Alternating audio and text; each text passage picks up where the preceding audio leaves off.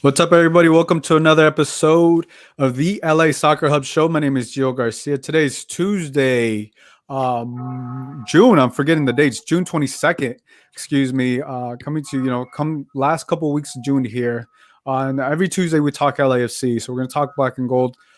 Before we get into that, let me introduce some of my guests. We got Juan Pablo Marquez. JP, how you doing? I'm good, man. How are you? Pretty good, man. Happy to have you back. LAFC Live. How you doing, my brother? Hey, how's it going, Gio? Glad to be back on the show. Happy to see everyone on here. Yeah, man. So it was good. Obviously, well, before we get into that, what did you guys do outside of watching the game or being at the game this weekend? It was Father's Day, so I came to Palmdale and visit my dad, and then we went to go get sushi, and it was a good time. So yeah, Sunday was good. Saturday LFC lost. I mean tied, so it was a loss though. But yeah. What'd you do outside of how'd you spend Father's Day, Garrett? To be honest, bro, I've just been really busy with moving in and whatnot. So I've been building a lot of stuff, and I'm not gonna lie, I'm tired as hell. And so just a relaxing day on Sunday. I went to go visit my fiance's dad, and yeah, had a good time, just chilling and drinking. Not too bad. Yeah, it must be difficult, building all your furniture for your big old mansion, huh? yeah, my big old mansion.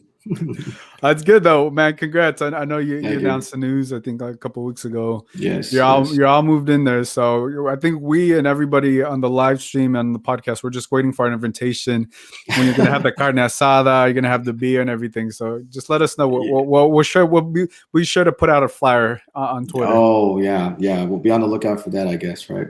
Yeah, that's what we're doing. So we got to host an LAFC game at your house, at BYOB,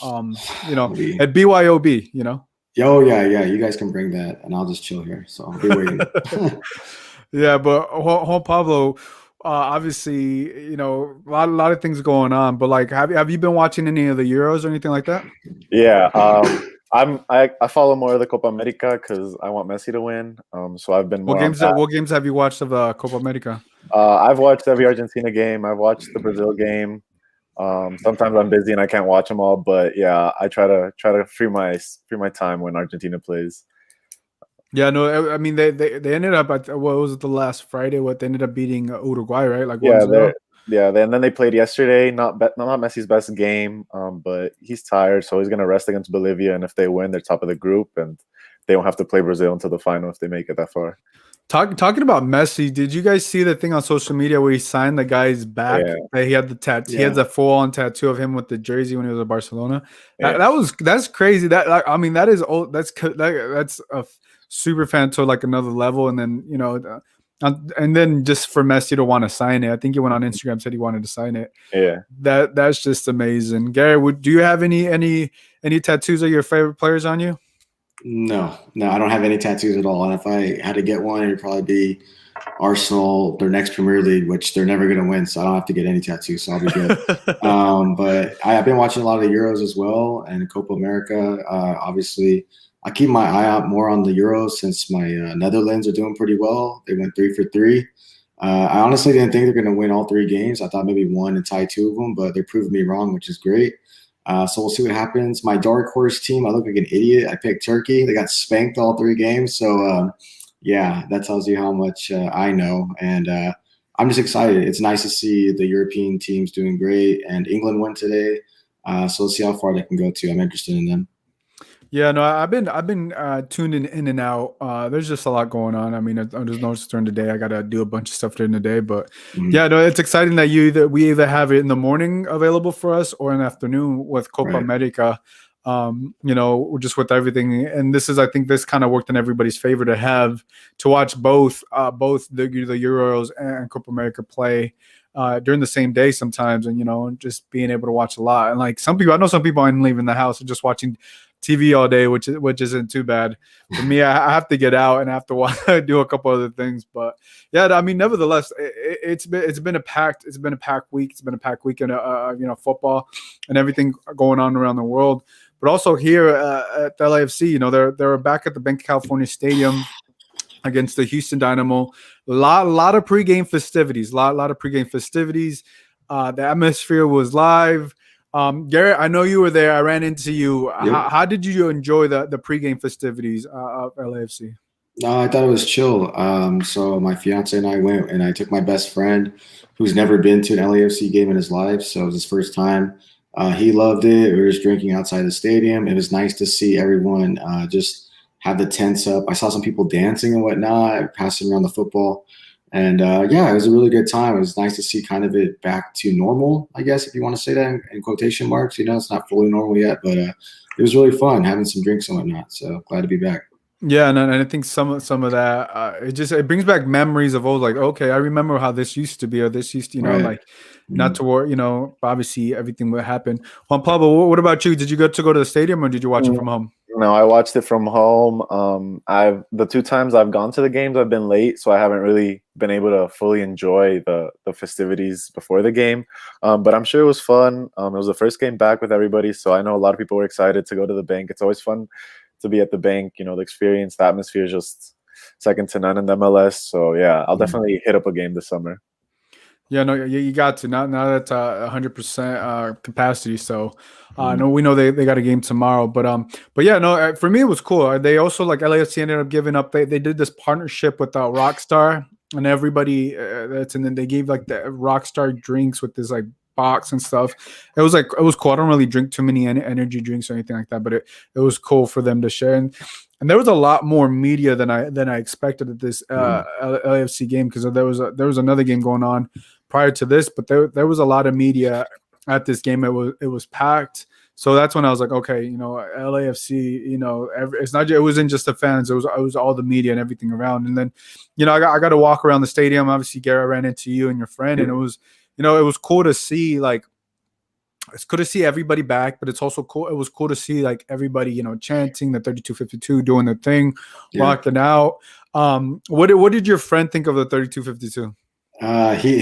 He said he hasn't seen anything like that in a long time, or in person, because he hasn't been in a sports game since obviously last year, and he hasn't been to a soccer game in a hell of a long time. And he said it was crazy, and he found it exciting to see everyone just doing the chants and whatnot, and seeing everyone get into it as well. Even if you're not sitting at the 3252, people around the stadium are joining in as well. So he really liked it, and he said he wants to go back to as soon as he can. So we'll see. Yeah, no, I mean, to take him to his first LAFC game, he had a great time. Even though the score was a little difficult to swallow after the game. Yeah. Now let's talk about the game. Obviously, it was a tie. It was a tough one for LAFC. You expected that they wanted to get the result. They wanted to get the win. Obviously, they dropped points. Before we get into that, I want to break down the lineup. So Bob went with Pablo Cisnegas a goal. Obviously, Tristan Blackman at the right, Jesus Murillo, Eddie Segura, Marco Fafan, and then in the midfield was Jose Cifuentes, Atuesta, and Kay, and obviously the trio of Vela, Baird, and Rossi. Not too many changes. Nothing too crazy. It's a pretty similar lineup that we've seen. Obviously, Latif has been in and out. But were you guys surprised with the lineup? Were you guys okay with the lineup? What were your thoughts, JP? I was mostly surprised with Kay starting in the lineup. I thought he was going to get some rest, or start tomorrow, and I thought Blessing was going to be put in there. But that was the biggest surprise. But again, it's Bob, so he stays with that. He stays with that three in the middle. So it wasn't really a surprise. What did you think, LAFC Live, of the lineup? I wasn't surprised at all, along with Juan Pablo. I knew Mark Antike was going to start. I knew all these. So it's the usual stuff. So no surprises there, unfortunately. Yeah, there was no surprises there. Obviously, it was a very tight game in the first half. What were your impressions of how LAFC came out in the first half and the type of game that they had, JP? Well, they went out and they set the tempo, got their chances, just couldn't finish, and it's been like that, throughout the whole season. They just dominate the game. They outpossess their rivals. They create their chances, but nobody can finish. And if they do finish, then they end up conceding later on in the game. Rossi had his chance in the 10th minute where I thought he should have passed it back to Baird, but he was running up a bit too fast. So maybe, he thought the chip would have been the easiest. Vela was double teamed on the right, a lot, so he could never really chip in. So he passed it to K, and then he passed it to Atuesta. So those were the clearest opportunities in the first half. K sent it over, and then Atuesta whipped it to the left post, but it didn't go in. But the first half was good. I liked it. They just couldn't finish. Yeah, and I think that was a tough thing because they did have opportunities there to score. LAFC Live, what did you think about the first half and the first half opportunities that they had? Just so many opportunities, just couldn't finish. It's been pretty much the same story after every game. The opportunities are there. The finishing's been poor. Rossi had a lot of chances. Usually some of those chances you think he would do a little better effort, at least get on target, which it was way off on Saturday. Mark Anthony K, I mean, he's not known for finishing or shooting, so I don't expect much from him. And then Vela, I'm going to be honest with you, I didn't even know he was playing in the game. That's just, I'm going to be honest. I told my friend before the game, obviously he knew who Carlos Vela was, but he even asked me, what did he do in the game? I said, honestly, I didn't even know he was playing. And that's due to him being double teamed or maybe being not all the way fit, but based on Bob's comments today, he was fine. So I don't know what the excuse was for him, but yeah, poor. Yeah, I think on that note, when I was talking to you and I ran into you, the thing that I think to me when I look at this LAFC team and when I see them play and when Seattle's figured them out, and I think I saw the thing that I saw about Houston, they played Vela physical. They dropped him a couple of times. They double teamed him. They didn't want him to impact the game in any way. And that's the way that LAFC tends to get beat when you're physical with them and you hit up Vela a couple of times. And to me, I was surprised how physical Houston was, but also how they came in with that mindset like nothing easy. They had a great game. They had a great, it was a tough first half, but overall Houston did what you were supposed to do to LAFC, and that's exactly. And that's one of the things that I don't understand about LAFC. Maybe it's the personnel that they need to change or need to bring in, but like when Vela's getting hit, you need to have like Jesus Mori or someone like that step up and hit someone else back, like send another message. Yeah, not try to injure them, but that's what I typically see from other teams. And I was surprised that, LAFC hasn't brought in someone to essentially get Carlos Vela's back or, to match that intensity when teams are like that. JP, what are your thoughts on that? Yeah, LAFC just gets bullied, and they can play, they have the skill, but they don't have that ferocity, they don't have that fight in them, and then that's when they end up getting beat, because in the playoffs that's what you need. You need to have that little edge, you need to have that little colmillo, what's in Spanish. You need to have that fight in you, and then that's how the teams beat LAFC in like the first 10 minutes. They set the tempo, they kick, they put their foot in, they drop Vela, and then every LAFC just doesn't know how to respond because nobody goes and kicks them back, like you said, not like injuring them, but just a little foul in the middle of the field to set the tempo, say like we're here too, you're not gonna just bully us around, and that's what LAFC lack. They lack a leader on the field that screams or that puts that little push in to set the tempo for the team. Yeah, and I think for me it's kind of interesting because how teams are. If Houston is starting to do that to you, right? And I see that from Seattle because they're a very smart tactical team. Brian Schmetzer has them really good, but when Houston starts doing that to you and you expect to win this game, and they're not doing that back, right? You gotta think to yourself like, what is going on? Like teams have figured you out. You're getting punched. Yeah, I think you need to punch back, right? When you were watching that, Garrett, what were your thoughts? It's the same story. It's been going on all season. We don't have a bully who's going to stick up for our players. I'm still trying to figure out who the leader is on the team. It's been 8 games in the season. I don't know who's going to grab the game by the scruff of the neck and turn it around, because it's not Vela. I'm sorry to say. I haven't seen anyone to suggest that it's him. I thought Mark Anthony K was supposed to be this leader. I haven't seen anything from him. He hides. Atuesta, as good as he is, I don't think he's a natural born leader. I know he's, tough and whatnot, but he's not the leader.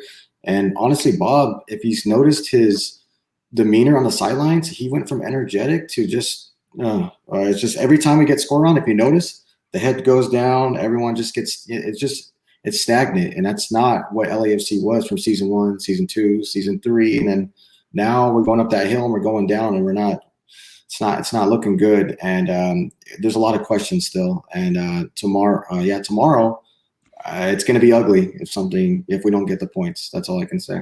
Yeah, we don't need to get. We'll go down that road. But let's stick to this game. Quickly in the chat, CeeLo says Flexus curse. I think he's talking about the sponsor. On Twitter, Darmalia says Vela looked like he was struggling to be dynamic. Will he get his form back or an uphill battle? That's the thing about Vela. He didn't look good this game. There was a couple of times that he looked okay, but I don't, for whatever reason. I don't know what it is. I don't know if, like Vela is, I don't know. They had 3 weeks, right? And, I was expecting for him to play 90 minutes. And that's one of the things that I was a little, I know he got hit when he went out, right before he went out. If you're watching at JP at home, I don't know what the broadcast was saying, but he looked like he might have got injured again. But I was able to ask Bob today. He's going to be starting tomorrow. But when he's not being up dynamic, to Darmilio's point, right, it is an uphill battle because after three weeks of being off, like you start to wonder like what's really going on with Vela, right? Mm-hmm. Yeah, I mean he's the team's leader in the football sense of skill wise, because he's the most skilled player. So obviously you look at him as the leader, and if he doesn't take that baton of give me the ball, I'm gonna go out and get this goal or make this play, nobody else is gonna step up, and nobody else has stepped up. So yeah, it is kind of LAFC, and if Vela's not fit or in form or animated in the game, then kind of everybody just puts their head down. It's like, okay, well, Vela isn't trying, our best players isn't trying, then like it's okay if I mess up.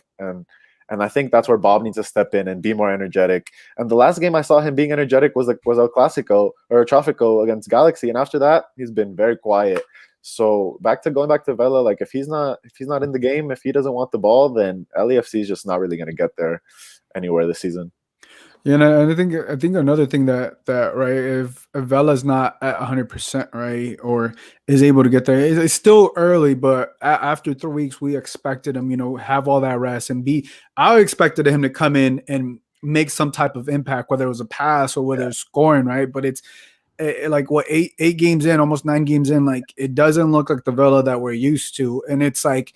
We know what he can do, but he hasn't done it today. He hasn't done it this season, and I think that's where the questions are starting to come up, and that's where the patience is starting to die down. If you're LAFC, if you're the fans of LAFC, I know they're saying patience, but you're not beating the teams that you're supposed to be beating. You're dropping points, and it's kind of a little bit mind-boggling because you want him to be the leader, the scorer. And right, he talked about like, hey, I play better when the fans are there. I like the pressure. I'm just paraphrasing. He said those words prior to this game, but unfortunately he wasn't able to perform. And I think I want to see how he performs tomorrow. But like, were you surprised that he left, that he was subbed out so early, Garrett? Yeah, I was actually. I was like, here we go again. Is he hurt? Because we talked about before, is he becoming fragile? I know he's not 37, 38 like some other footballers, but I mean, he's up there in the 30s. But I mean, is he becoming like every so often he's going to have a different injury? Is it going to be ankles? Is it going to be a muscle injury? Like, what's it going to be? So that's the worrisome point. And also thinking about it, he's played 5 games this season for LAFC. Can you guys even think of a memory so far for the season that, oh, wow, look at that. Remember that pass from Vela? Remember that goal from Vela? I can't. Last season there was, look at the chip against Miami. Look at this. And that's him not even playing most of the season, but you can remember that. And, the season's still fresh, and it's becoming a worrisome thing now that, like I said, this is LAFC, not Vela FC, and that's how we rely on this guy. And if he's not clicking, like JP said, everyone's heads are going to be down, and it's going to be an ongoing story the rest of the season, which is unfortunate. Yeah, and I think, right, and because there's so much of the offense it relies on him to a certain extent, right? And for him to be dynamic and have that confidence. But these last couple of games, we haven't seen that confidence, and it's right for us to ask the questions of what is really going on with Vela. Like obviously they're preaching patience, but when you're a team that brought all these guys back, right? You brought all your veterans back. This is not Atuesta's first year. This is not Diego Rossi's first year, right? You guys have 4 years. I think that's where the patience is like, okay, what's really going on? Because if you guys aren't figuring it out, do you guys need more players? What's really going on? You know what I'm saying? And I think that's where people's patience is starting to run out. Before we talk more about Vela, I want to talk about the sub that happened at halftime. I was very surprised that Bryce Duke came in for Mark Anthony Kaye, because I don't think Mark Anthony Kaye was having a bad game, but I was surprised that it was at halftime. That like he just gave him a half, and then he brought in Bryce Duke to essentially impact the game. Bryce Duke, to his credit, has been killing it with Las Vegas Lights. He had a couple impressive assists. What were your thoughts, JP, on that substitution? Yeah, I mean, it was surprising to everybody. Mark Anthony Kaye is usually, a regular starter, and a halftime substitution is not very Bob-like.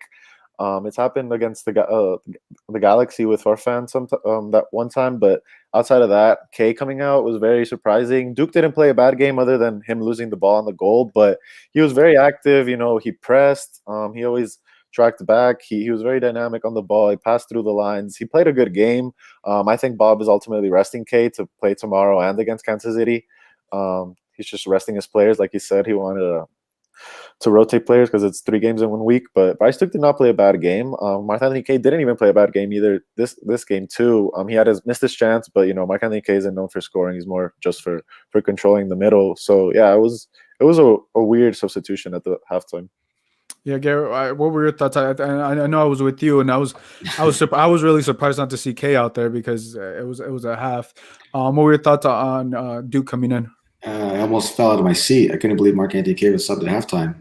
But it was a weird substitution because I criticized Kaye. I'm probably one of his biggest critics, but he wasn't actually doing that bad, to be honest with you, in the first half. I was like, okay, he's doing decent, but to see him just subbed out, I was like, okay, maybe Bob wanted to make a statement like, hey, I can change things up, but he didn't get that right.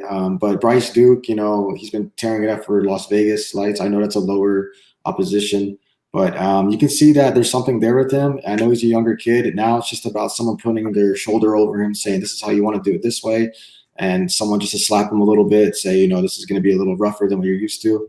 But the substitution, Bob, I mean, I think he was just trying to make a statement like, hey, I can switch it up. That honestly, I think that's what it's about. And you could say it worked or it didn't work. Obviously, we didn't win the game, so we go from there. Yeah, I think it was a good substitution. I think Bryce Duke deserved to come in at, whether he comes in at the 46th minute or the 40 whatever minute it came in. It was good because Kaye has been getting a lot of, some of it's unnecessary. But some of it, fans are passionate. They're gonna speak about their team, right? And this is LA too, high expectations championship team, right? So if you're not cutting it, there's gonna be critiques coming with that. But I think Bryce Duke deserved to get that, and also it was also kind of told me that Bob obviously is paying attention and knows what's going on outside of the football field, how much pressure the fans are putting on Kaye because he's not performing. And I think it's good for Bryce Duke to also, hey, I'm killing it and with the Lights, right? I'm doing everything I'm doing. He gets his chance. He gets his opportunity. I wouldn't be surprised if we saw Bryce Duke start tomorrow or get more minutes, subbed in at halftime, because that's what you want to see, right? If Kaye or someone else in the midfield, it's not cutting it, it's not playing up to their potential, then there's so much depth there that you need to give those opportunities to someone else, right? And I'm glad it's Bryce Duke, and I'm glad you also got Latif Blessing on the bench who didn't play, right? So there's a lot of moving pieces in the midfield that Bob Bradley can move around, and I like that he finally gave someone else another opportunity. Now, is he going to start Bryce Duke? That's a different story, right? And we got to see what happens tomorrow. But before we get into that, I got the replay of the goal. I'm gonna show the replay and then we'll talk about it. Coming up, Bear trying to flick on it. Cifuentes on the back post who turns it. His shot forced the corner, and he profits from it. Jose Cifuentes with his second goal of the year, and LAFC have found the breakthrough on 50 minutes. How did that ball make its way to Cifuentes? I don't know. There was a lot of people in that box, but the cross just passed through them all. And it ended up with Cifuentes, who just needed to put it in. Take another look. Nobody touched it until Cifuentes puts it away. And LAFC is winning this one 1-0. Tim Parker just let it run there. Looked like he was throwing a chest at it. Carlos. So no one touched it. It looked like it was obviously an assist for Carlos Vela. Cifuentes was right there. He's been having he's been very impactful in the midfield. When he gets his chance and gets the opportunities, right? He's also a threat. I know he had also early in the game he had some shots outside the goal. JP, what'd you think of the goal? What'd you think of Jose Cifuentes? That was his best game of the season so far. I like Cifuentes.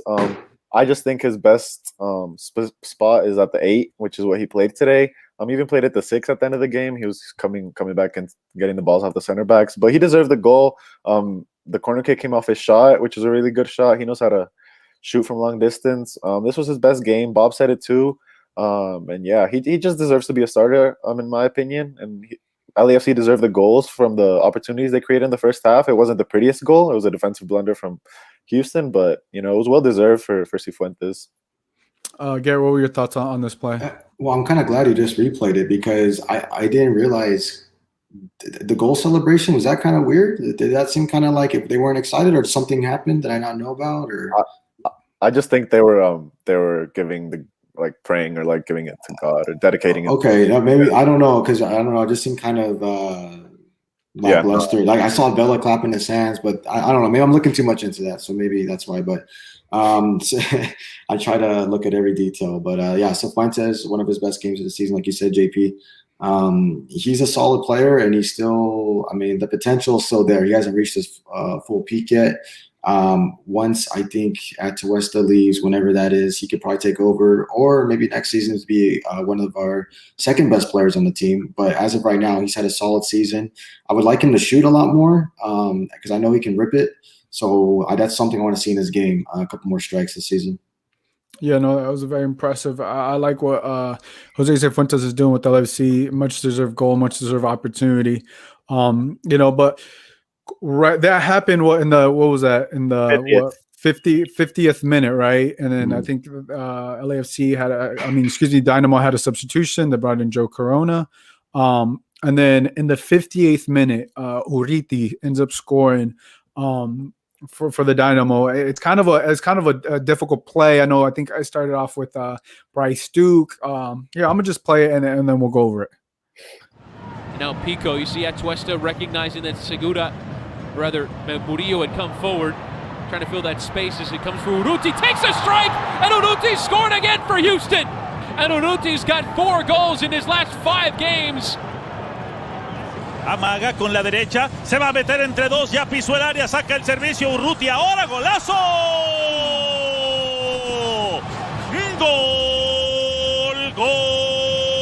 Gol. So we get the point. We don't need play it in Spanish as well. I just pulled the replay. When I look at that, and obviously I think Bryce Duke either didn't get to the ball or might have lost the ball. But even I don't necessarily put that on Duke, but it's more on the defensive shape, right? Marco Farfan and Jesus Murillo have not been as consistent as you want them. They've had a couple plays within the year, and I think this is more on them necessarily because the guy with the ball got past him. I don't know who the player was, but he just got past him, split the defense like that, and all he had to do was pass it to Urruti and then scored. JP, what were your thoughts on this play? Yeah, like you said, I attribute it more to Murillo because Murillo just tracks back terribly, and it just he does a vertical track back instead of coming around. Farfan covers his right side, and then when Farfan covers his right side, Murillo should come to the other side, but no, Murillo and Farfan both go to his right side, and it leaves it open so he can cut in. Urruti is the one that steals the ball from Duke, and he's the one that finishes it. And then with Murillo tracking to the left, so you can see when Fafa passes it to Urruti, Segura's tracking to the left, covering his space, and then that's what leaves him open against Atuesta, and all Atuesta can do is just stand there, and it slots it in between his legs. So yeah, it's just bad defending from LAFC. Yeah, definitely bad defending. Garrett, give us your thoughts on this play. Well done to Farfan and Murillo, making Urruti look like a prime Ronaldinho. And then there's just an easy finish in the box. Like JP said, Duke gives the ball away. He's tracking back. Atuesta is in the back. He can't really do much besides stand there with his hands behind his back. Murillo, that's his second goof up this season, I think. The back pass, I think, was I don't remember who it was against, but I remember Galaxy. It was Galaxy. Oh yeah, how can I forget? There you go. Thank you. Yeah. But yeah, he's been poor, to be honest with you. And I thought when we talked about bullies earlier, he would be that bully, but he's constantly getting bullied. He's constantly getting made. He's not. I mean, maybe I hyped him up too much before the season started, thinking he would be the best center back with Segura, but hasn't worked out. And then it's just bad all around defending. Again, that's been a theme for LAFC defending. They didn't give up a goal on a set piece, but defending has been poor this season as well, which is alarming. Yeah, and I think we need to pay attention a little bit to what type of job Murillo's doing, because I know if we had Andy's very well versed on Jesus Murillo. He played for the Colombian team that Andy roots for back in Colombia. Yeah, And Andy knows him really, really well. And he knows his strengths, but he also knows his weaknesses. But yeah, those are things. If you're a center back, you can't commit, right? You can't. Right. You either you foul the guy, you get the yellow, or you just don't let the guy. You don't let the guy split both of you guys. And I think Murillo sometimes, when this happens, you gotta look at him a little bit more. Hey, what's going on? You can't let that happen. Let the opportunity there. But credit to the Houston Dynamo. Look, Houston Dynamo played a hell of a game. I feel like they wanted it more than LAFC. They were the tougher team. They're the grittier team. They were fighting for every possession. They were literally on LAFC's ass through the whole game, in and out. Like, the intensity was there from the Houston Dynamo, and it wasn't really there from LAFC at times. And I think that's what I think LAFC at times looked a little shocked at how strong Houston was playing. And then at times, LAFC wasn't matching that intensity. They were just depending on Vela. They're just depending on Rossi or just on a breakaway. But what were your thoughts after that goal went in against LAFC in the game's tie, JP? I mean, I think it's just more of the same. We score and you think the floodgates are going to open and it's just going to be old LAFC, 2-0, 3-0 because, they scored and Exactly. It's going to open up spaces. But it's just not like that, because 8 minutes go, or 3 minutes or 5 minutes in other previous games go by, and then you concede, and then it's 1-1, and then everyone has their head down. Nobody screams like, let's go, heads up. And then it just stays tied. And then it's more of the same for LAFC, because nobody steps up. There's no attitude change when you concede, and then you just shouldn't concede so early after you score, because then there's no momentum your way. Yeah, and I think, and to add on to that point, after the goal in the 64th minute, Raheem Edwards came in for Corey Baird, and then Cal Jennings came in for Carlos Vela. What were your thoughts on those substitutions, Garrett? I don't know why Edwards came on when Blessing's sitting on the bench. That was weird to me. Something must have happened. I won't say much, but I think something probably did happen with Bob and Blessing, because why? I mean, that's just weird. I mean, the game needs a bit of energy. We got the Energizer Bunny on the bench, who does it all pretty much in the midfield. Yes, he doesn't have the best finishing touches, but at least he'll give you 120% for 30, 20 minutes, whatever it is. So bringing Edwards on in a game like that where we desperately need points, it was very confusing. Jennings, I thought, was a good move, though, because he's been tearing it up in Vegas. He's been doing really well. So I think he deserved a couple minutes at least. And I mean, he did what he can do against that team. If Vela's hurt, I guess he would be the next guy up, which is kind of crazy. We went from Carlos Vela to Cal Jennings.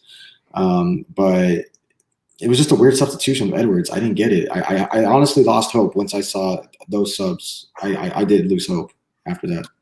Yeah, I think it was to me it was interesting because right, to your point, Cal Jennings, I don't look down on that or anything like that. Edwards, I was surprised that Blessing didn't play at all, right? Whether he's not injured or nothing was going on, maybe something going on off the field, or Bob Bradley was just too tunnel vision into the game. But that was, to me, is like when you need a player, Blessing is a guy, right? Give you some more minutes, give you some more energy and everything like that. JP, what were your thoughts on the sub? Yeah, I mean, I thought that he should have ultimately revolutionized the team. I think Moon should have come on at that time, because we need to go out and win that game. You take Blackman out, you put Moon in, who's offensive, who's gonna open up spaces wide on the right. Give you more depth. So I thought Bob, I guess, missed up an opportunity on that. I ultimately don't know what position Edwards plays. Sometimes he plays CDM, sometimes he plays the 8. Today he was winger, and sometimes at the striker. I don't know what Edwards plays. Not to knock on him. I just ultimately don't know what his function on the team is. Obviously, every game is different, but this game, I guess, he had one shot, that opportunity, and he was more involved. But I just don't think Edward is the man to revolutionize a team and get us to those 3 points.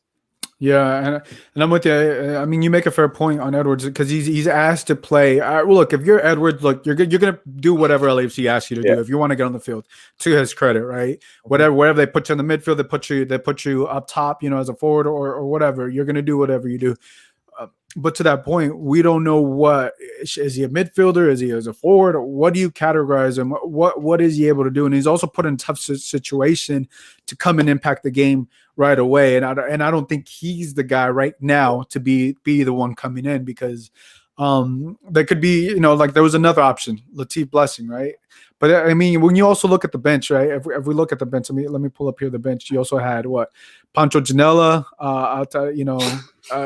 that's the only other option that you had. Jordan Harvey was in the Tomas Romero. The only other players that didn't play, these are the Harvey, Blessing, Pancho Janela, and Tomas Romero, right? Everybody else played. And on to that, Danny Musovski is in Las Vegas Lights, right? So you can't bring in a number 9 into this game. So it's like the lack of depth with LAFC, I think, was kind of on display in this game as well. And I think that's one of those things that kind of got missed with this game. If I told you before this season, we'd be relying on Danny Musovski, Cal Jennings, Raheem Edwards, and any other random guy, you'd be looking at me like I'm crazy. But that's what it's coming down to right now, 8 games to the season.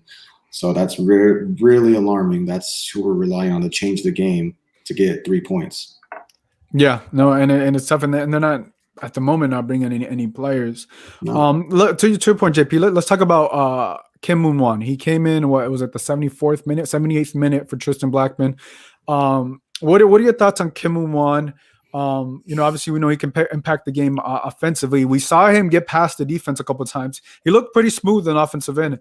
I think he needs to get a little bit more minutes, right? Like it's time for him to get more minutes. I expect him to start either tomorrow or against Kansas. I like him. I think the biggest problem is that Blackman isn't playing bad, so he's his replacement, and then it's like you take Blackman out, who isn't playing bad, and you put him in. So I guess that's what Bob is like his biggest dilemma. But honestly, Murillo and Segura haven't been solid, so Blackman is a natural center back. Just plug him in there, and then play him at the right back, since you don't want to play 5 in the back, since you never want to change your 4-3-3, which is, I guess, another point that I say, change your formation, be different, and then you keep Blackman in, and you play with 3 center backs, because we're fragile back there. And then Moon is, that right wing back, and he megged somebody. It was an accidental meg because it was a ricochet off the defender's leg, but he wants the ball. He always pushes up forward, and in one of those instances, he's gonna get a cross in, and it's gonna be a goal, and it's gonna be dangerous. So I think he should start. I guess Bob's biggest dilemma is, like I said, taking Blackman out, who doesn't necessarily deserve to be taken out because he's not playing bad. But Moon is the offensive threat, and you need to go out and win games. So that's why he needs to be on the pitch. Yeah, I mean, you can play Blackman and Moon. You just got to change the formation, right? Yeah. You just got to get creative, all right? And there's a way to bring both of them on, but if he wants to play in that 4-3-3 formation, then there's no way he's going to crack that. One, it has to be one or the other, or Blackman switches over to center back. What are your thoughts on Moon, Garrett? I liked what I saw. I mean, we've seen good glimpses of him. The only other thing is the injury concerns. It seems like he's a kind of fragile as well. I know we bought him when he had a knock on his knee already, so that's kind of concerning. But I liked what I saw on Saturday, getting up and down on the flanks. I think he should start, honestly, tomorrow. Put him at right back. If Bob doesn't want to change the formation, like JP was saying, let's just put him at right back, slide Tristan Blackman for Murillo, who's been poor, and then it'd be Segura and Blackman at center back, and then you have Farfan on the left, and then you have Moon on the right. Experiment with that, see what happens. But if you want to change the formation and incorporate all of them together, then try that too. But Bob is stubborn and will stick with the 4-3-3 until he's gone, whenever that is. So, I mean, hopefully, I just want to see Kim Moon start tomorrow. I really do. He deserves it. There's a couple minutes. Yeah, I'm with you. Whether he starts or not, the man needs more minutes. Yep. He was hyped up the whole preseason. Yeah. He was hyped up. He looks healthy now. He looks ready. Yep. So he needs to get more minutes, and we'll see what happens tomorrow. So quickly in the chat, G-Man says, "Where's your Adidas, Gio? Where's your Adidas gear? JP Garrett rocking Adidas tops." I didn't even notice that. I guess I should. I do have should I just change here halfway through the show? No, Yeah. he says, I guess you didn't get the memo. No, I didn't. LAFC Hawaii says Moon needs to get the start, no question, and Jennings needs to start with Vela and Rossi. I would like to see that. I would like to see that pairing. I mean, Jennings get it up there. I don't mind Baird, but look, something has to give. They don't look good. They don't look good at all, and it's I don't know what it is, right? And it's a team fight that picked to be a championship. This is not championship caliber. They're not good right now. They're not good. I won't be getting that jersey either, Gio, by the looks of it, so I'll be good to go. We'll say, look, there's still a long season. A lot of things could happen. But a lot of things need to change. You need to start moving pieces. And, Rossi had a couple opportunities that, like, if this, when we've seen this team flow, when this team is flowing, some of those opportunities, those go in. Rossi towards the end of the game, I think he had a shot on goal. I think if he would have placed it a little bit better, it might have got in, right? But like, it wasn't going in for Rossi. And I think that has to do with how the team is doing. You know what I'm saying? Like, mentally, right? It's just like, if your team is not rolling, the shots that typically go in aren't going to go in. And I think that's just where the team is at right now. And, they don't get the result. But JP, what were your thoughts on Rossi and how he played this game? I guess he was the biggest threat. Obviously he just couldn't finish. I don't know. He's accustomed us to get the ball at the edge of the 18, cut in, and then just whip it second post, or, cut in and then somebody makes a run and just dishes it out to them. But Rossi hasn't been the Rossi. He's the reigning Golden Boot winner, and he just hasn't looked that dangerous. I don't know if it's because he doesn't feel comfortable with Vela and Baird, or he sees that Vela isn't 100%, so he's like, I'm not going to force him with balls or anything. But that's just not the deadly trio that we expected. Their best game was against the Rapids, where the three of them, connected, and Rossi finished twice off assists from each of them. But after that game, Baird has kind of been looking a bit slow. They send him balls, and he just doesn't get there. They're not dynamic enough, and something needs to change. You need to put Cal Jennings in, or Musovski. You need a number 9 to maybe they can play off of. But yeah, they need to step it up. Yeah, I know. What are your thoughts on Rossi live? He hasn't looked like the Rossi from last season at all. I don't know if it's the rumors from Everton and Tottenham getting in his head. Maybe he's thinking about the future, what he needs to be thinking about right now. He's taken a step back, in my opinion, this season so far. He doesn't look deadly. He's always he's doing the same move, cutting in, and then he'll either lose it or he'll dribble out of bounds, or the shots are going into the stands and rosette. It's not the same Diego Rossi. Not the same one I saw against Lyon and CONCACAF. Not the one that was in MLS back tournament. This one seems off to me. Everyone on this team has taken a step back. No one's progressed, in my opinion. So that's not.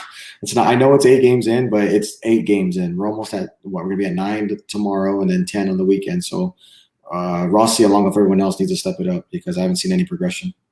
Yeah, no, I mean, talking about Golden Boot winner, he doesn't look like like his old self. Whether it's teams have figured it out, it's like that is the thing that is so weird to me because of what we've seen him be so clinical, all the way to this year, right? Yeah. And even when Vela was out during the MLS's back tournament, he was still clinical, but unfortunately, right now he's not as a biggest threat as he once was last season. Still early, but I think when it comes to LAFC, there's only so many times that we can say, hey, the season's still early. Hey, the season's still early. Hey, they still got games, right?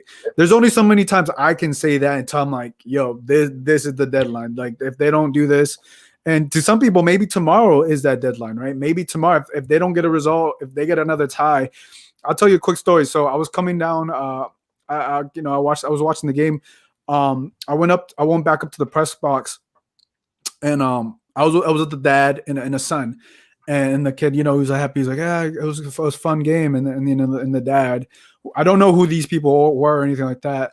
But he's like, yeah, man, these ties, we just got to stop tying. We just got to stop with these ties. And I could kind of see the frustration in his dad. The kid was having fun, but the dad, you can see the frustration. Like, man, what's going on with this team? I didn't say anything, I didn't say anything, but I was just observing. I just wanted to see how he felt, how the fans felt, and I think that's where I got a lot of the same sense from, some of the folks that I was talking to at the stadium. And I think some of that's like, with so many expectations, the pressure's coming. I think some of that pressure maybe getting to some of these players, because look, you're at home where typically you're doing it. You tend to win a lot, but even the fan base couldn't get you over the hump, right? So it begs to ask, like, what is going on with this team that you can't get over the hump? Is it a mental thing now? Is it, are you guys are not as collectively together in the locker room? Like, what is it, right? And they're not. If you don't like, why winning will help there. If they win tomorrow, it's going to change the thing for them. But they need to get a result tomorrow, and right now it's not really looking good for anybody at LAFC, right? And there's like I tweeted, I was like, there's more questions than answers, and they only got two wins in these 8 games going into 9 games. It's like this team only has 2 wins right now. Come on now, we have something has to change, right? JP, what do you want to see change for this team start going tomorrow? I mean, ultimately, I want a new coach. I'm gonna be very bold on that. I want a new coach. But okay. Staying within next game, staying on topic. I mean, it's just an attitude change. But nobody's stepping up. Bob isn't stepping up, and it's just like Dallas is last, and all of us are worried. Like we don't see like a path of victory here. And then, like you said, all we need is a win. I mean, we got that win against the Colorado Rapids, and then you go the next week, and you lose to NYFC, and then it's just back to normal. So I don't think it's just one win that we need. We need at least 3 wins in a row. I don't care if it's just 1-0 wins, but they need to be wins in a row, and then LAFC fans or LAFC can take a deep breath and be like, okay, we're back on track. We'll add some pieces, and then we're back on track. But we're playing the last place team, and fans are still nervous. So a big step needs to be taken for the waters to calm down, because this was a team that people had a supporter shield and MLS Cup winners, and now it's looking like a team that's restructuring and needs a rebuild. And then it's only 8 weeks in. So that's a big change. I'm not going to go as far as rebuild. I think that's pushing when you still got colors. I don't think we're there yet, right? Let's not get ahead of ourselves yet. Look. To your point though, that is what the expectations. If you don't meet some of these expectations, those things are going to be said about LAFC. And and I was talking to someone close to the team, the organization. I was like, obviously I mentioned something about the fans. He was like, yeah, the fans have a right to say, but you also have a right to if you're not liking something and you have these expectations and you're coming here to win a championship, it needs to change quick. Like I said, we can't keep saying, oh, it's still early, right? LAC Live, what would you like to see change for tomorrow and for the season? Well, first off, tomorrow I want a W against the last place team. If you can't get 3 points against the last place team, then we need change ASAP. Do you also feel like JP? My bad, don't mean to cut you up. Do you also feel like JP kind of nervous going up against FC Dallas a little bit? That's weird for us because I'm not trying to sound arrogant or anything like that. I'm just a fan, but as a fan of LAFC, when you see the last place team, you're like, all right, let's get it. It's 3-0, 4-0. Let's just whoop whoop them. Oh, I'm trying not to cuss. Let's just whoop them and then send them back home with an L. But now it's like, oh God, are we going to tie? Are we going to get the 3 points? Who's going to start? And we're asking questions every single game. It never used to be like that. And I know we sound like, we get everything handed on a platter, LAFC, and everyone says all that stuff. But I'm just being honest, man. Like, we're constantly sweating about lesser teams now, which is the new norm. It's kind of crazy. So I want to see a commanding win. I want to see a 3-0 win. I want to see a clean sheet. I want to see changes to the lineup. I want to see some passion. That guy, I think the Twitter account, LAFC Fan TV, tweeted about some guy. That guy had a lot of passion, 45 seconds, more than 90 minutes that those players had the other night. So whoever that guy is, shout out to him. But I want to see passion on the pitch. I want to see good flowing goals. I want to see good defending. And I want to see Bob fired up. At least give something, dude. Like, I know, like, it's not looking good, but you're supposed to be the man. You're supposed to be the legendary Bob Bradley. I don't see a legend. I'm not going to get into that, but you know what I'm saying? Like, I need to see something different. I'm seeing the same thing every week. Everyone's heads are down. I need to see something. And this is the 4-game homestand. Don't forget about that. We were supposed to get what people were saying. I was saying, I look dumb now. I was supposed to say 10 points at least. We're on, 4 points? And if we lose tomorrow or draw, it's 5 points. That's embarrassing. And we had 2 weeks on the international break. And, I'm going off on a tangent, but this is what I want to see. Am I going to see that tomorrow? I guess we're gonna have to find out because I'm not even confident that we're gonna see a win. I'm being honest with you. I mean, look, those are questions that questions and concerns that a lot of people have about this team, because I think tomorrow for a lot of people may tip them over on who should be guiding this team, who should be on this team, because it's like you can't keep getting tied. You can't keep getting, because look, if you're a championship team, you got to win the close games. You got to win the ugly games. You got to win the games you're supposed to, and they're not doing that right now. We can't win ugly. That's the thing. We can't win ugly. We cannot win ugly. We lose ugly, but we can't win ugly. And I'll tell you right now, if we lose tomorrow, there's going to be a lot of people that are still going to be defending the team, saying, oh, it's okay. Oh, give him time. Oh, we should get this player because, he was cool with the fans. Oh, we should do this. No. If you have ambition, you want to win, and you need to change things if things aren't working. If the milk is expired in the fridge, do you continue to drink it or do you throw it away? It depends who you ask. It depends who you ask. You throw it away. Look, great milk references here. I typically tend to throw. I don't drink milk. I tend to drink almond milk, so it doesn't go bad. Well, okay. Well, it seems to me we have a lot of almond milk here. So. I'm just kidding. But no, I get what you're saying. I get what you're saying. I think tomorrow, look, half of the fan bases are going to be split, right? Whether we need it. And to me, there's no wrong point. As long as you're paying for a ticket and you support this team, some people are going to be like you, like, hey, we got to change things up and we got to throw everything out, right? Totally fine. There's other people that may have a little bit more patience and may want to stick it out with the team. But to me, when you're a championship caliber team and you're not doing what you're supposed to be doing, then I think that pressure is going to mount up, and that pressure is going to mount up a lot sooner than later. And I don't think you'll have time for patience, because like I said earlier, you have players coming in. Vela's coming back. Well, this is 4th year. Rossi's there's not a lot of first-year team players. Yeah, some of the players coming off the bench, but your core, some of these guys have been with, if this not 4 years, 2 years or 3 years, a lot of these guys who are the core of this team have had time with this team. And you don't have a new coach, and it's Bob Bradley too, 4 years into this thing. So those questions are going to be asked tomorrow. We have to wait and find out. Moving on. So I want to talk about a player today on Twitter has been getting a lot of attention, a lot of noise. We have to talk about it. I was kind of caught off guard. I didn't see it until after the press call. I was in the press call. I meant if I would have known what was going on, I would have asked Bob Bradley about it, his thoughts. But obviously, I'm talking about Adama Diomande. I put on Twitter. I put a poll on Twitter asking people if they would like Adama Diomande back, because it was just like bring back Dio thing. I don't know where this came from. It literally caught me off guard. I reached out to a couple fan bases. So on Twitter, out of 59 votes, 68% said yes, and 32% said no. I also did a poll on LA Soccer Hub on Instagram, asking the same question. And let me look through the results as of right now. So out of 30, it's like about 50 people, 29 said yes, and 58% said yes, and 42% said no. So it looks like a lot of people want Adama Diomande back. That is the consensus that they've got from some of those results. It was pushed heavily on Twitter. I think I'm hoping it was just organic. I think that's what it is from fans. But I think it's also they want something different. They want something new. Some fans want something that they were accustomed to. Fans want someone that used to score goals for us, right? Let me ask you guys, JP. Let's get to JP.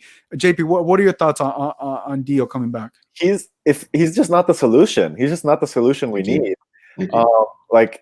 Bring Dio back. All these hashtags, all these posts, and if he was like a DP player that saved us, and he's just not that. If he comes back, fine, but he's not the answer. He's not gonna come and save LAFC. Like it's not the revolution that the team needs. I mean, I was vocal about a number 9 with experience, like a Diego Costa or a Daniel Sturridge. Yeah, I think that they're free agents. They can come. Dio could come off the bench. I mean, I have him over Musovski and Cal Jennings. But like he's just not the answer. I mean, he's another Bob player that Bob has played with, that Bob likes, but he's in China right now. It's not like he's a free agent. It's not like he's out of contract, and he's just not the solution that the team needs. Obviously, I mean, there can be things, you saw Rodriguez, bring in a DP center back and, obviously plug him in at the 9. But he's just not the answer to me. And I think it's just random. Garrett, what are your thoughts? I had a good couple laughs today looking at some of the tweets. I'll just ask JP a question real quick. I know it's your show, Gio. Would you rather have Diego Costa? Go ahead. Would you rather have Diego Costa or Diomande? No. Hold on. I get what you answer the question first. Answer the question first, and then we can get to your fantasy player lineups. But answer the question first. I mean, you. No, what was the question again? What was the question, Gio? Say it again. Would you like Dio to come back? No, I don't. Okay. Because did we win anything with him? No. And then I got some numbers right here. I wrote them down on the paper right here. Give us the numbers. So when he first came in, he was hot. 7 goals in 4 games. That's good. 2 games later, he bags another 2. That's cool. 12 games, no goals in a row. That's not good. And then he missed 4 games of injury prone. And then he got 3 goals in 6 games. That's good. And then in the playoffs against Real Salt Lake, he was absent. 0 goals in that game. Second season, 2 goals in 2 games. That's good. And then he goes 4 games, no goals. And then he misses 4 games with muscle injury. And then he goes another 7 games with no goals. Then he's on the bench. And then he gets 5 goals in 12 games. And, and then he gets 2 goals versus Galaxy, I believe, in the playoffs. And then there's that weird thing where he just disappears from LAFC. I'm not going to go into detail what really happened with him, but I'm not too sure. Kind of just terminated the contract and left. So why would you want him back? For sentiment? If that's the case, let's bring back Benny Feilhaber. Let's bring back Fido Zelaya, since he worked out pretty good. And let's bring back the Egyptian Faber too, because he was Gabber, whatever his name was. He played 2 games. This team is becoming Sentiment FC. So you looked before you get on way off there. I think you bring up great points. Of statistically, I think the reason why he left was because he wanted to be closer to his family. I think it was during the MLS back tournament. That's when he kept getting injured, and that's when they terminated the contract. Asilo in the chat says, "Bring back Dio." G-Man says, "I want to recount." Going off of Trump. And then he says, JSR Football said, "What happened at the supporters meeting? Oh, that's what I want to know." Interesting. I was not at a supporters meeting. I don't know what happened there. So that's interesting to see. To your point, Dio would show up at certain games, but I think the thing about Dio, he was really injury prone. And I don't know. I'm hoping this is just organic. That this is just the fans. They want this organically. I hope it's not pushed. I don't want to get too much into conspiracies. I want to push a number 9. But look, on the other side, if he comes for free, I don't know what his contract is with China, with the Chinese team or whatever. He comes in for free. You barely pay him anything. Comes off the bench, and if he's not the number 1 9. This is the 9 is going to change everything, because I don't think that's, to your point, JP, I don't think he's a solution. But if he comes back for free, basically, and you pay him a minimum salary or whatever, I'm fine with it. But not if you come back thinking he's the guy again, because I don't think he's the number 9 that LAFC needs. He could be one of the options off the bench, right? But he's not the solution for me, and wherever this is coming from. Hey, look, if fans really want someone that used to score goals, that's interesting. But to me, long-term vision, he's not the solution for the problems that they currently have, right? For the problems that they currently have right now. Yes, when he's healthy, he can score, but the way he ended with LAFC, he had a lot of injuries. He had a competition with Bradley Wright Phillips, Danny Masovsky. So I don't know if he's the guy to solve those solutions. I don't think that's the guy. But if he's the guy that can help you off the bench, give you 10 minutes or something like that. But I think you want someone that's going to be the guy at number 9. You don't want a player that's like, oh, he's going to be okay. We know what he used to have. No, you want someone to bring for the future. Like, hey, this guy's going to help Vela for the next 2 years or next 3 years, right? Because that's what I think they're missing on that. And I don't see that from Dio, unfortunately. And I know it's been pushed a lot by some of the supporters on Twitter, and to me it's just interesting. It really caught me off guard, because I'm like, where is this coming? I was asked, did I miss a rumor or something like that? Because I know he was vocal about it on Twitter, but I was like, look, man, I don't think this is a guy. And if you want him back, I have no problem with that. I have no problem with that, because if you want him back, that's totally fine if he comes for free. But you got to look at someone else that's going to be solution based, right? Garrett, I know you had a name. I know you had one of your fantasy names. Go ahead and throw out the name.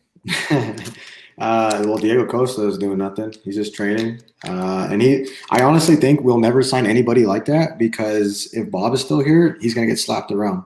Honestly, I honestly think that because I don't think Bob can manage players in the locker room. I think we're seeing that already.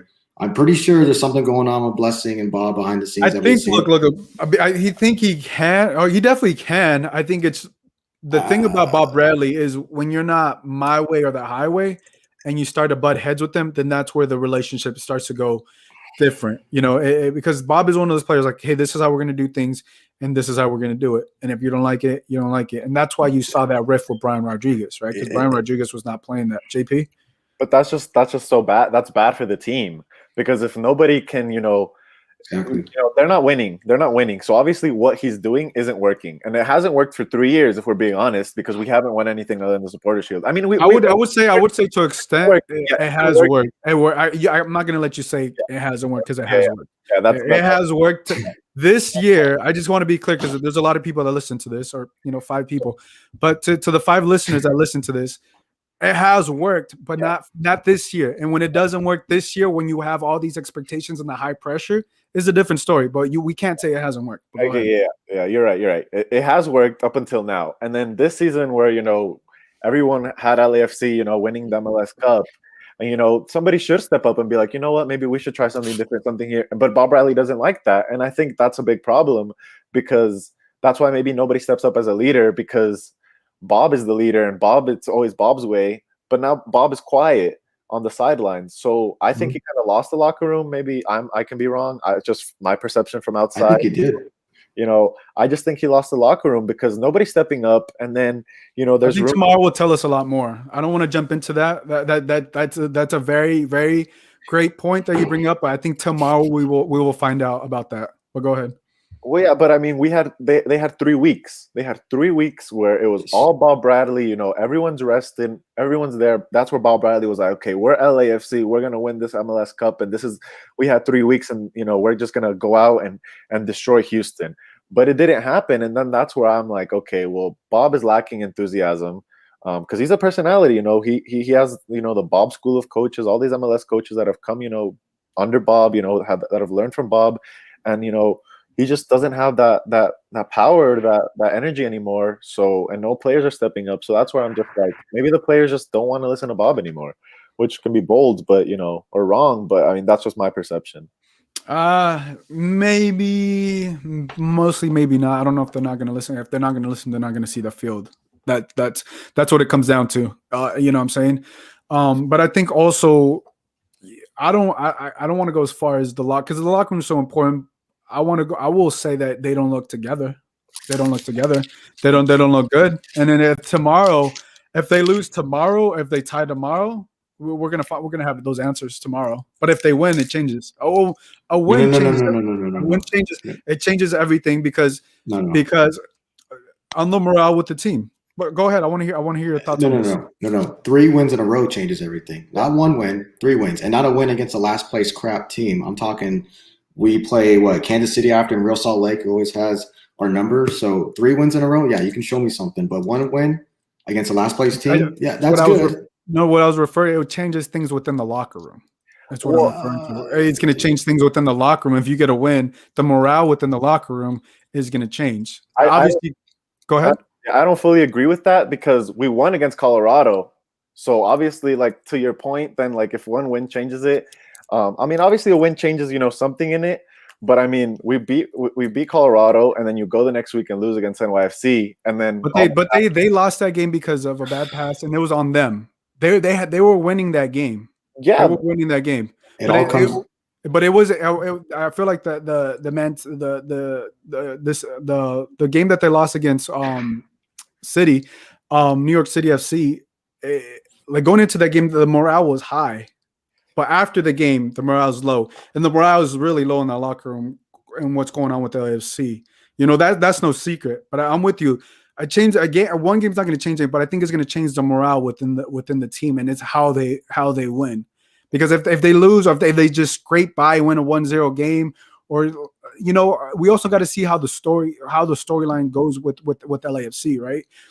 Because you can't discount. Like, it's like saying like, oh, he just scored a goal. Like, you don't think Jose Cifuentes feels good because he scored a goal? It was an easy goal, but it's still a goal. If you win and you get a win, even if it's against the last place team, that can start off a 3-point thing. But if you lose, the headphones are coming off. then it's a different story. I'm gonna turn a light. So okay, his light went off. No, Okay. But I feel like a win can change something. It's not gonna be like, oh, okay, they're back to MLS's Cup, right? But tomorrow, I really feel like it's gonna tell us a lot. It really is gonna tell us a lot because if this locker room is not together and this team's not together, and you guys are saying things like, hey, about these things about Bob that we don't have the information just yet, but we could kind of read through the lines. I think tomorrow is one of those games that will have most of those answers.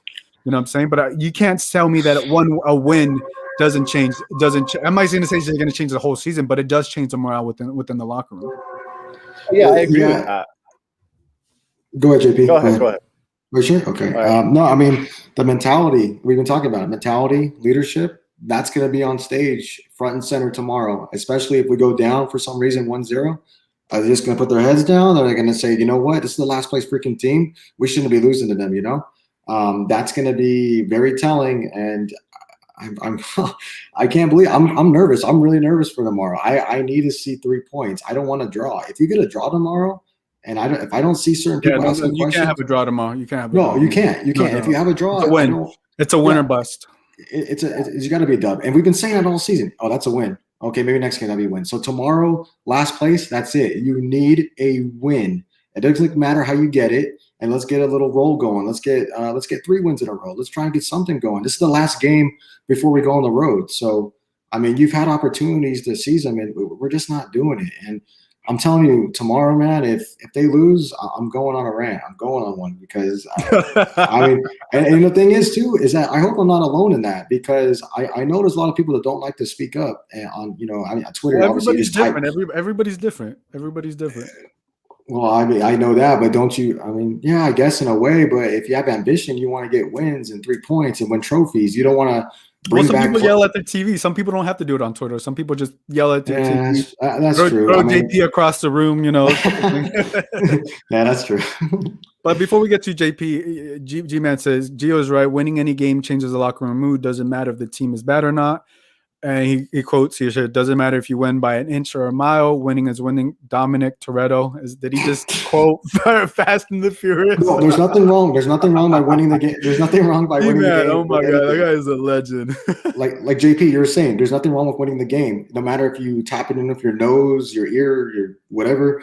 If you win the game 1-0, you win the game 1-0. But it's what you do after that game. Yeah. Just because you won that one game doesn't change anything, But like let's talk. That tie felt like a loss. No one walked away like, oh yeah, we got 1 point. We got 1 point. No, it's like we dropped points. We should have got 3 points. I was more pissed probably after the game than those players. I waited a year and 3 months to go watch LAFC play in person.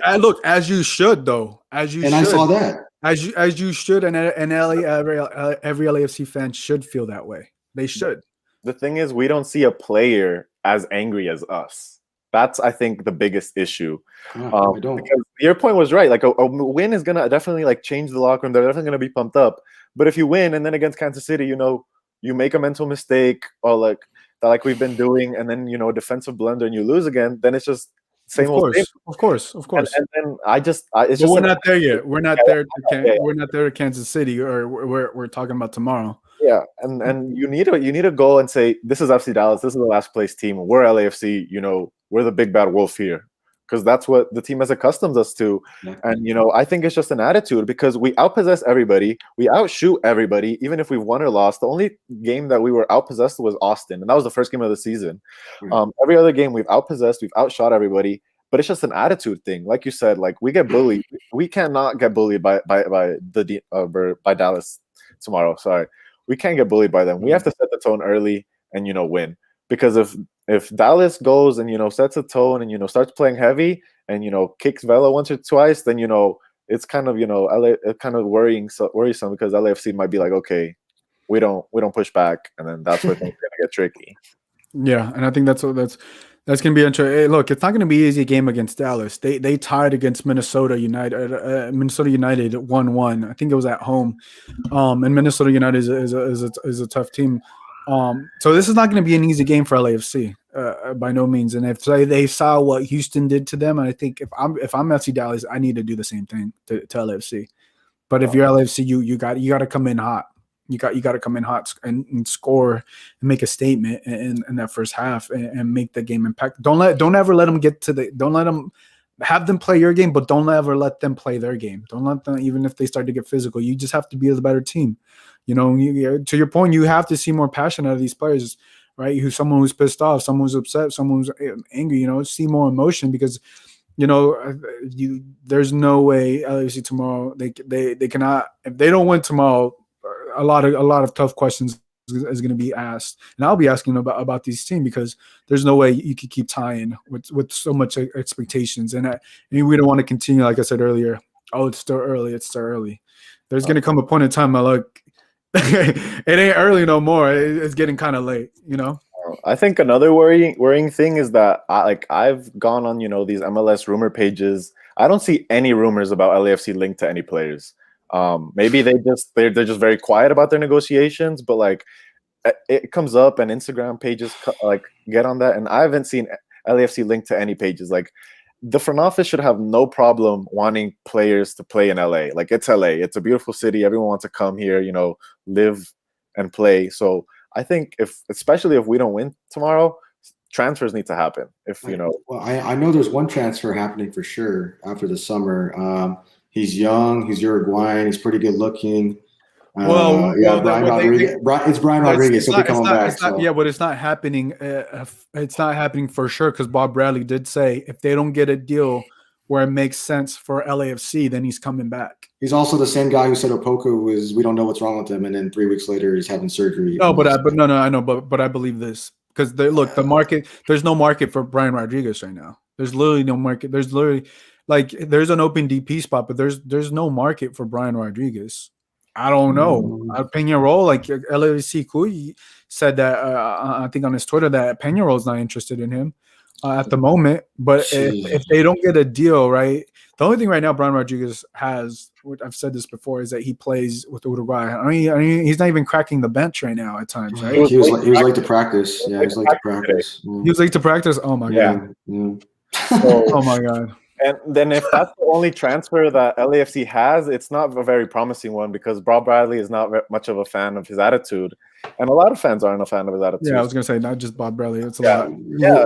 G-Man send Brian Rodriguez to Las Vegas. I mean, yeah, maybe. Yeah. I mean, that's a DP. That's not going to happen. It just feel like LAFC front office needs to make some noise, has to have something, regardless if we win or not, because pieces always have to be added, especially in the MLS calendar, if you want to be an MLS contender. And that's what LAFC should be. That's a talent that they do have. I mean, it hasn't been on display these 8 weeks, but, somebody can come in and, maybe help revolutionize the team. Maybe a center back. It doesn't need to be a DP, but, somebody, needs to come in, I think, and then help this team out. Yeah, I think they're very I'm with you. I think changes need to happen, but I think right now they're handcuffed to that Brian Rodriguez situation, and I think they're just waiting to see if he cracks the lineup or he comes off the bench and does something spectacular to boost his value that has been shot pretty much. So we'll have to see. And I think they should make changes, but I don't know how much. I think a lot of that has to do with Brian Rodriguez, and I think that's handcuffing him. Unfortunately, I think Diego Rossi will probably be sacrificed because he's the highest valued right now as far as younger players on our team, and Rodriguez will sneak his way back in.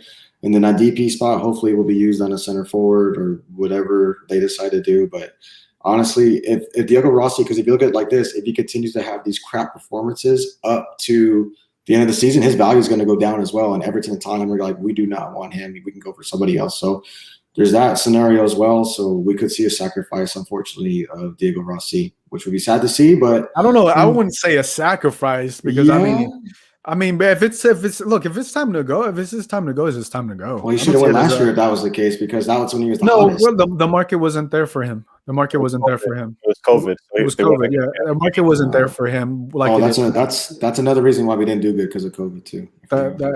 No, I'm not saying that. No, they didn't. No. Look, I think right now it's the right time for Diego Rossi if the market is there. But I think last year they wasn't getting that much interest. But I think If it's, I don't see it as a sacrifice. I see it as a positive thing because they can sell him on for like what it was like $14 million or $15 million. Like what they paid like 1 point something million. That's a net profit of what 13, $14 million, right? Depending what they do with that money. And then it covers the Rodriguez. Yeah, it covers the Rodriguez situation. It gives you a little bit more breathing room if there's no deal there, But I don't see it as a sacrifice. Do you trust this front office to get the third DP right? I don't. I mean, I don't. I have to see. I have to see. Look, if they sell Diego Rossi, you can't discredit that. But I have to wait to see what I want to see what moves they do before I critique them because I need to see what moves they do. I need to see how they play out the Brian Rodriguez situation. I can't hypothetically speak. Oh, if they do this, I want to see the moves, and if the moves don't help this team or don't make sense, then I'm like, what? They didn't do good. Or what? Selling Rossi for a net profit of 13, 14 million. That's pretty good business no matter wherever you're talking about in the world, right? But I think we have to wait and see what happens. And I think that's unfortunately the Rodriguez situation is holding them back, I feel like, on certain things. Yeah, this summer is going to be this little stint until July is going to be very critical to the future of this club if it goes into a rebuilding I don't know why you're saying rebuilding. He's right though. He's right. He's right. Look, you guys are getting way ahead. I know you guys are upset with the team and stuff like that, but I don't see it right now as a rebuilding year. No, not right now. That's why I'm saying if the results keep until July, then but you're not even there yet though. Like for me, like I can't even say those words because it's like, look, it's not that bad right now. It's not that bad. But I know your guys' patience has run out. But for me, like, look, outside looking in and seeing covering both teams in LA, like, to be honest, Galaxy were a lot worse shape than LAFC is currently in right now. And I've saw the worst things happen to the Galaxy last season, and LAFC is nowhere near that. You know what I'm saying? They're not changes, and they made changes. They need changes, but they're not getting smacked around 6-2, 5-2 like the Galaxy were last. But they made changes though. Very late towards the end, and very, very late towards the end. Changes. Yeah, but LAFC's not there yet. LAFC's not there yet, and I don't see that right now. If it does get today, I'll definitely believe I'll speak on it, but it's not there yet. It's not throwing out words like rebuilding right now. I think that's a little too early. But I understand you guys' patience right now, and that's totally fine. But I think let me bring you guys in, and I think tomorrow is going to tell us a little bit more. Tomorrow's going to tell us a lot about the locker room, tell us a lot about Bob Bradley, about the fan base, how much patience do they really have, about each individual player and where they sit with this team. Because if they do get a result, okay, it brings in a sigh of relief, boost up a little bit more confidence. We'll have to see. We'll have to see tomorrow. But look, that's all the time we have. We went 19 minutes over. Great conversation, great back and forth. Here and there. I love this the segment that we did. But let the people know where they can follow you, JP, and your articles as well. So I write for the LA Soccer Hub. I write for Gio, and then you can follow me on Twitter, JP_Marquez20, and then I'll be covering LAFC games, previews and reviews on them. So yeah, just check out JP. If you go to LASoccerHub.com, the tab he's writing all the articles for LAFC Live. All right, you can find me on my Twitter account at WeAreLAFC Live. Give me a follow back. Enjoy the conversations on there, running polls all the time. We do a cool Twitter Spaces every Monday. LAFC Hawaii always host it. Don't be shy. Jump on there. Say your take. Say your opinion. No opinion's wrong. We'd like to hear everybody. But yeah, that's what we've been doing. And thanks for having me on again, Gio. Yeah, no, of course. Great conversation. I always like you guys' take. And G-Man, we'll finish off with it. Take it one game at a time. JP, he said, Woosah, Mike Lowry, bad boys for life. I like this guy's quotes. Oh, my God. G-Man is a man. That dude is a legend. He has a way with the words. But, guys, if you guys enjoyed this episode, make sure to give this a 5-star rating on Apple Podcasts if you're listening there. Join us every Tuesday night at 7 p.m. We're talking all things black and gold. We're going to have to see what happens tomorrow. We'll see if there's changes to be made. But nevertheless, it was a great convo. If you guys want to follow me, make sure to follow me at Gio Garcia LA on Twitter. So for JP and LAFC Live, this is Gio. We'll catch you guys next time. Bye, everybody.